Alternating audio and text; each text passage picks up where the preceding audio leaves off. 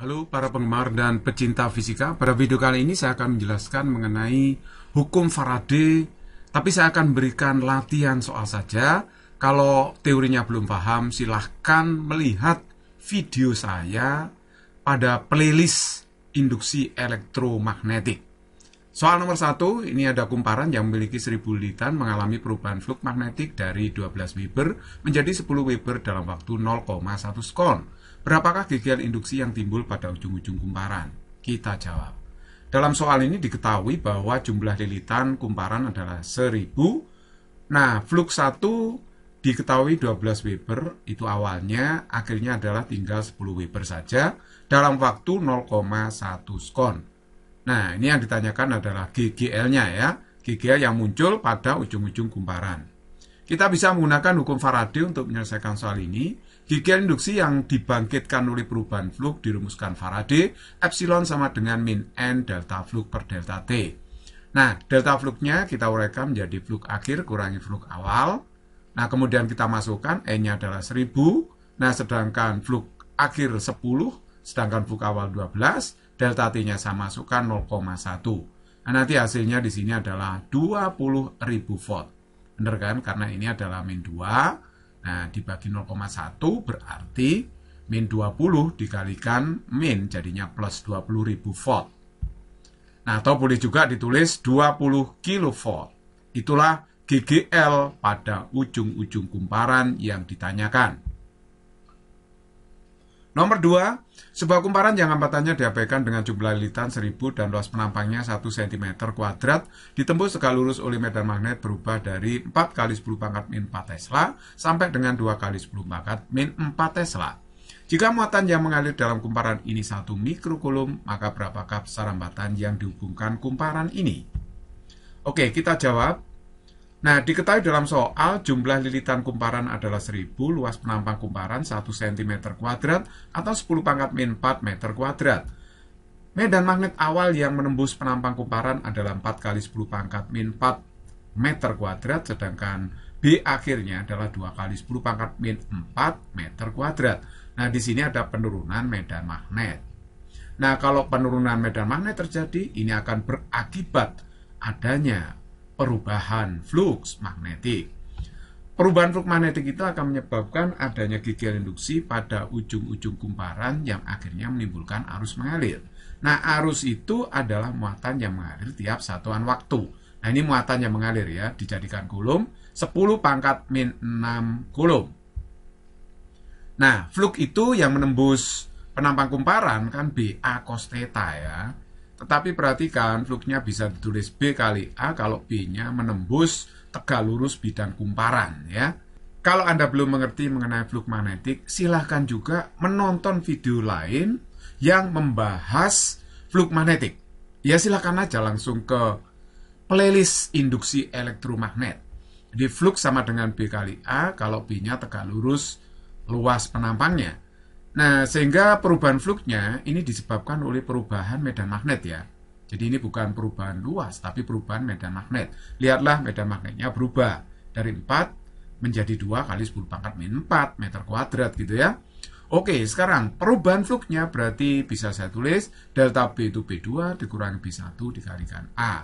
Nah, terus kemudian saya masukkan ke rumus hukum Faraday ini. Jadi delta fluxnya saya ganti dengan B2 kurangi B1 dikalikan A, tapi A-nya saya taruh depan, dibagi dengan delta T. Nah, lalu I-nya ini saya uraikan, itu kan muatan yang mengalir tiap satuan waktu. Nah, itulah arus. Jadi delta G per delta T, nah, kali R sama dengan ini ya. Nah, delta T-nya ini bisa kita coret. Sehingga R-nya saya dapatkan min NA dikalikan B2 min B1 dibagi dengan delta G. Ya. Oke, sekarang coba saya hapus dulu, lalu saya geser ke atas ini ya. Saya masukkan N yang diketahui dalam soal adalah 1000 dikalikan dengan A luas penampang kumparan 10 pangkat min 4, ya kan? B2-nya ini saya masukkan 2 kali 10 pangkat min 4, sedangkan B1-nya 4 kali 10 pangkat min 4. Dibagi dengan delta G-nya adalah 10 pangkat min 6. Nah, jadi ini kalau kita hitung hasilnya di sini kan min 2 kali 10 pangkat min 4, ini 10 pangkat min 6. Jadi ini kalau saya bagi, ini hasilnya adalah min 200 dikalikan min 10 pangkat min 1. Berarti hasilnya adalah 20 ohm. Nah, itulah hambatan yang dihubungkan ke kumparan, nilainya adalah 20 ohm. Nomor 3, kumparan tipis 10 lilitan dan luas penampangnya 2 cm kuadrat mengalami perubahan fluks sepanjang sumbunya menurut persamaan fluks sama dengan 8T kuadrat min 33T plus 5 Weber. T dalam skon. Jika hambatan kumparan 20 ohm, maka berapakah arus listrik yang mengalir dalam kumparan pada T2 skon? Fluk magnet merupakan fungsi waktu 8T kuadrat min 33T plus 5. Nah, sedangkan hambatan dari kumparan 20 ohm, maka pada T2 skon berapa arusnya? Itu kita bisa selesaikan dengan hukum Faraday. Gegel induksi yang bangkit pada ujung-ujung kumparan karena perubahan fluk menurut Faraday. Nah, kalau rata-rata ini nilainya min N delta fluk per delta T. Tapi kalau pada T tertentu itu namanya GGL induksi sesaat. Jadi kalau GGL induksi sesaat kita memakai turunan ya. Jadi epsilon sama dengan min N d fluk per dt. Ya, kita pakai turunan. Jadi epsilonnya kita uraikan I kali R, ya kan? Karena yang ditanyakan arus ini. Terus kemudian d fluk per dt itu berarti turunan fungsi fluk terhadap waktu. Jadi kalau kita turunkan, lihatlah 8T kuadrat diturunkan jadi 16T. Min 33T diturunkan jadi min 33. Kalau 5 diturunkan jadi 0. Jadi ini turunannya ya. Nah sekarang kita tinggal masukkan R-nya 20. N-nya adalah 10. Nah sedangkan T-nya diketahui dalam soal 2 skon. Nah nanti kita hitung ini berarti kan 32 dikurangi 33 itu kan min 1. Nah, jadi kalau begitu hasilnya di sini arusnya adalah setengah ampere. Nah, itulah arus yang mengalir melalui kumparan. Nomor 4, kumparan dengan luas penampang 1 cm kuadrat dan jumlah lilitan 50 ditembus medan magnet jajar sumbu kumparan dengan persamaan B sama dengan 2 kali 10 pangkat min 3 cos 1000 pi T. T dalam skon dan B dalam Tesla. Berapakah GGL maksimum yang timbul pada ujung-ujung kumparan? Baiklah kita jawab. Jumlah lilitan kumparan 50, luas penampang dari kumparan 1 cm kuadrat atau 1 kali 10 pangkat min 4 meter kuadrat. Medan magnetnya fungsi waktu 2 kali 10 pangkat min 3 kali cos 1000 pi T. Nah yang ditanyakan adalah GGL induksi maksimum yang terjadi pada ujung-ujung kumparan. Nah kita turunkan dulu ya, GGL-nya itu sama dengan min N d fluk per dt. Kita pakai GGL induksi sesaat karena kita mau mencari GGL sesaatnya bagaimana fungsinya ya. Nah oke, fluknya itu B kali A ya. Karena di sini penampang kumparan ditembus medan magnet sejajar sumbu. Itu berarti dia tegak lurus dengan luas penampang kumparan. Nah, jadi kalau begitu epsilonnya nanti sama dengan min N D. Lah fluknya saya ganti B kali A per dt. Nah, A-nya ini saya keluarkan aja, jadi NA dB per dt. Nah, terus kemudian saya turunkan B-nya terhadap waktu. Jadi kalau saya turunkan 2 kali 10 pangkat min 3 itu tetap saya tulis biasa ya di sini ya. Nah, turunan cos itu kan min sin. Jadi min sin 1000 pi T. Gitu kan ya. Tapi dikalikan turunan dalamnya. 1000 pi T diturunkan lagi menjadi 1000 pi. Jadi ini turunan fungsi komposit. Nah, ini turunan dari fungsi B itu.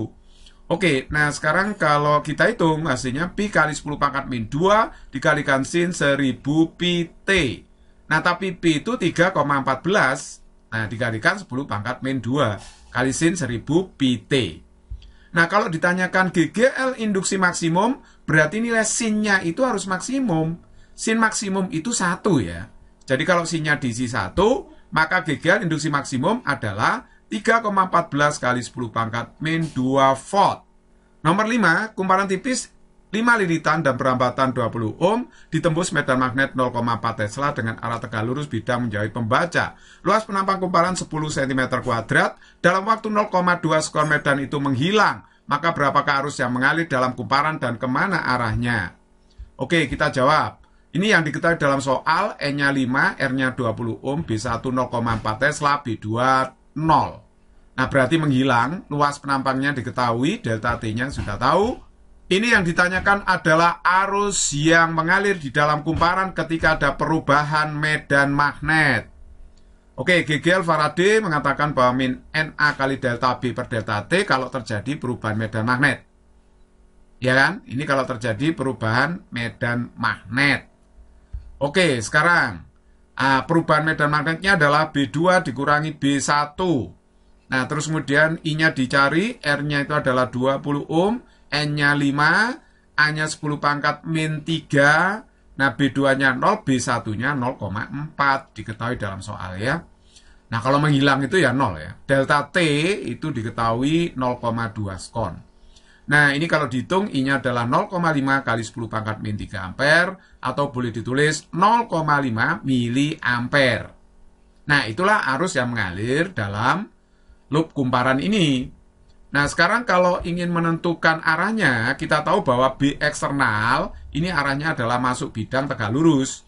Nah, dari 0,4 Tesla berubah jadi 0. Jadi B eksternalnya itu mengecil.